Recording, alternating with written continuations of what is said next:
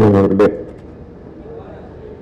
சட்டமன்ற உறுப்பினர்கள் அண்ணன் தாயகன் கவி அவர்களே, அண்ணன் அரவிந்த் ரமேஷ் அவர்களே, அண்ணன் காரப்பாக்கம் கணபதி அவர்களே,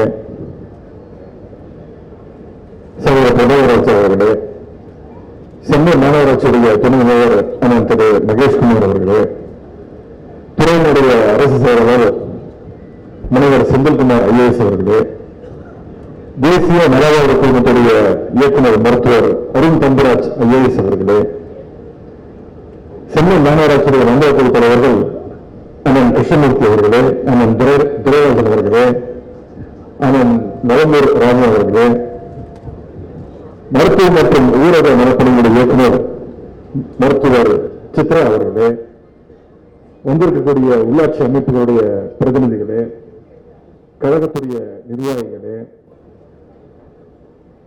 ரோட்டரி சங்க நிர்வாகிகளே, சகோதரர் சங்கர் கணேஷ் அவர்களே, சகோதரர் செஞ்சி சிவா அவர்களே, அரசனுடைய அனைத்து அதிகாரிகளே, அலுவலர்களே, பத்திரிகை நண்பர்களே, மீடியா நண்பர்களே, அனைவருக்கும் என்னுடைய காலை வணக்கத்தை நான் தெரிவித்துக் கொள்கிறேன்.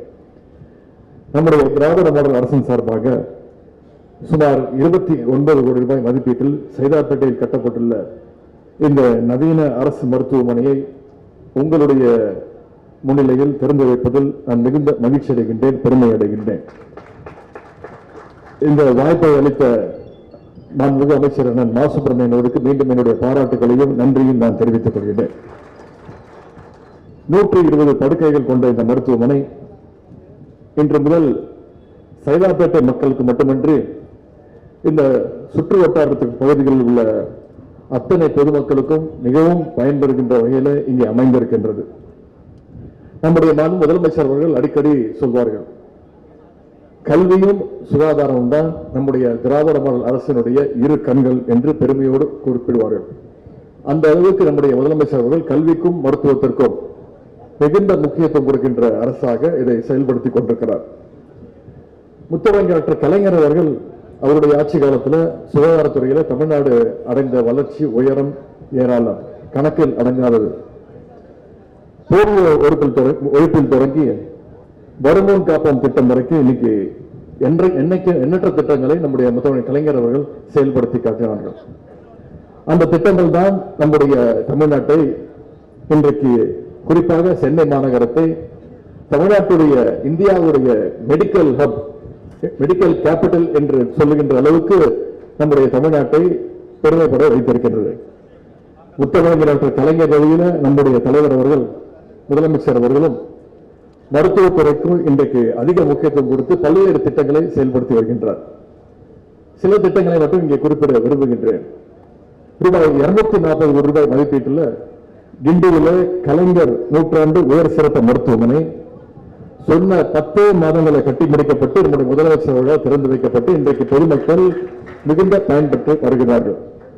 அது மட்டுமல்ல, மருத்துவ சேவைகள் என்பது அனைத்து பகுதிகளுக்கும் சென்று சேர வேண்டும் என்று 208 அர்பன் ஹெல்த் கேர் வெல்னஸ் சென்டர்ஸையும் நம்முடைய முதலமைச்சர் அவர்கள் திறந்து வைச்சாங்க.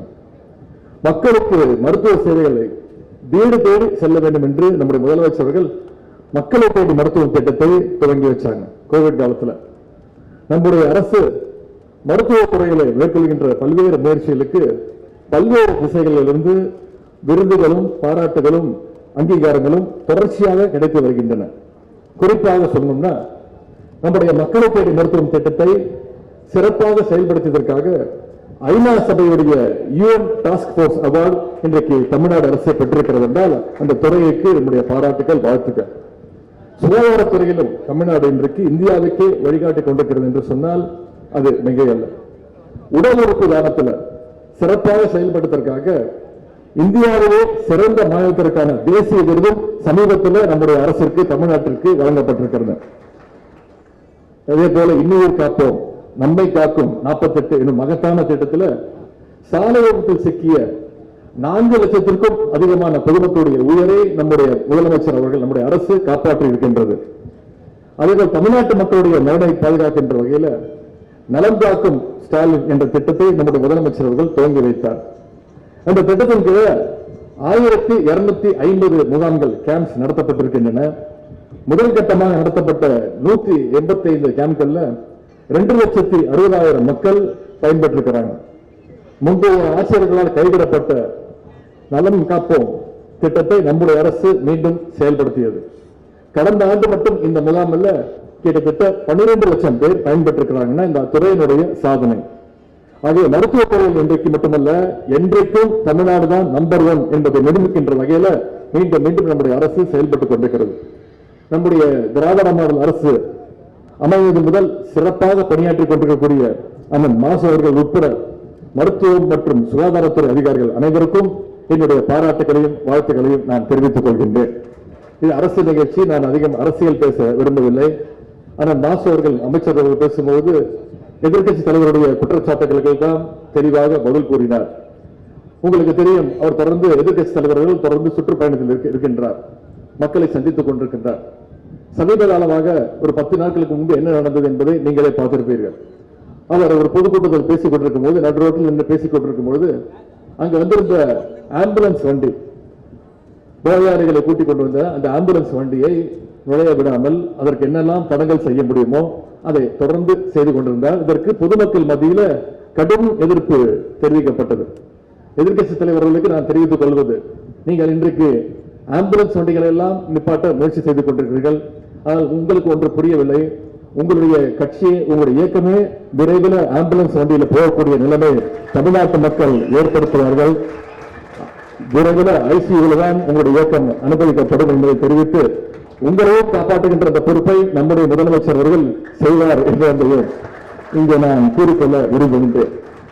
இந்த மருத்துவமனையில் பணியாற்ற உள்ள மருத்துவர்கள், செவிலியர்கள் மற்றும் பணியாளர்கள் அத்தனை பேருக்கும் என்னுடைய நன்றிகளையும் பாராட்டுகளையும் வாழ்த்துக்களையும் தெரிவித்துக் கொண்டு, இந்த மருத்துவமனையை பயன்படுத்தி நோயற்ற வாழ்வை அமைத்துக் கொள்ளுமாறு பொதுமக்கள் அத்தனை பேருக்கும் பத்திரிகை முன்பாக கேட்டுக்கொண்டு, இந்த வாய்ப்பளித்த மாசுபுரன் அவர்களுக்கும் துறை அதிகாரிகள் அத்தனை பேருக்கும் மீண்டும் என்னுடைய நன்றியை தெரிவித்து விடைபெறுகின்றேன். நன்றி, வணக்கம்.